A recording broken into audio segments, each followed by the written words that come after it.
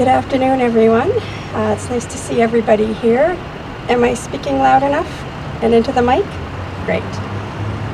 So, as Audrey said, I'm a Buddhist nun, and I'm also on the board of the Edmonton Interfaith Center, as well as representing Canadian Engaged Buddhism Association, which is a group here in Edmonton that meets to meditate and learn about Buddhist teachings and all sorts of other activist-type activities. And we also do work in Lumbini, Nepal, where the Buddha was born. And I'll talk a bit about that in a few moments. But first, I would just like to, again, just remind us that today, this International Peace Day, was declared by the UN Secretary General, Ban Ki-moon, to be a day devoted to peace education. And that's what I would really like to talk a little bit about in the short time that we've got today. So peace education is such a very important topic. Peace education is a vast topic. It encompasses the environment and social justice and gender equality, all sorts of various things, conflict resolution, and we could go on and on. So peace education is a very vast thing. But one thing I would like to point out, that there's an underlying quality of peace education that we all need to cultivate within ourselves. We all need to find a way to find that peace within ourselves, because until we can find peace in ourselves, it's hard to bring peace forward in the world. And whatever way we can find to do that for ourselves, whether it's through meditation or through our religious and spiritual practices, doesn't have to be through a religious way. There's many non-sectarian and non-religious ways of meditation and contemplation, ways that we can find to be at peace ourselves, because we need to exemplify peace and show the world that peace is possible. And I just like to have a short anecdote about how important this is. While I was more of an activist and I wasn't in following any spiritual realm at all, I was a very angry person.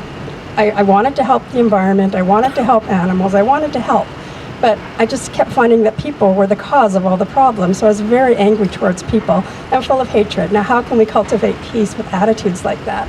So we all need to find a way to educate ourselves about peace and how to find peace within. And I'm sure you've all heard the overused sayings, without inner peace, there can be no world peace.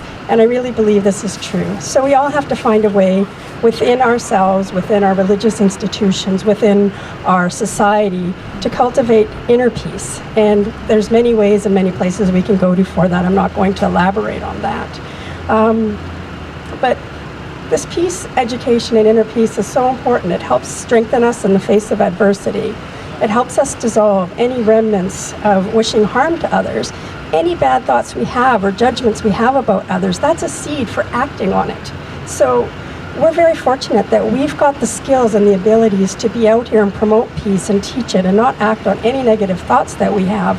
We're very fortunate. But other people aren't that fortunate. So we often have hatred or judgment against the oppressors, but they need our compassion, and we need to figure out how we can be compassionate towards them, because that's the only way we're going to help the situation.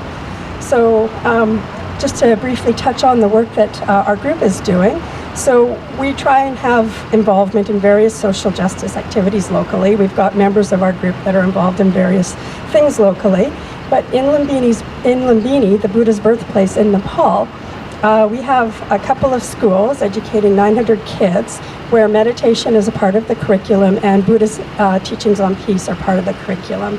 We've now also got a small girls' nunnery where we're bringing in people from all of the community, where there's caste system and they're living together in harmony and learning to overcome those caste barriers, and also people from different religious traditions living together. And it's a country that's full of conflict. There's been civil war there for many years.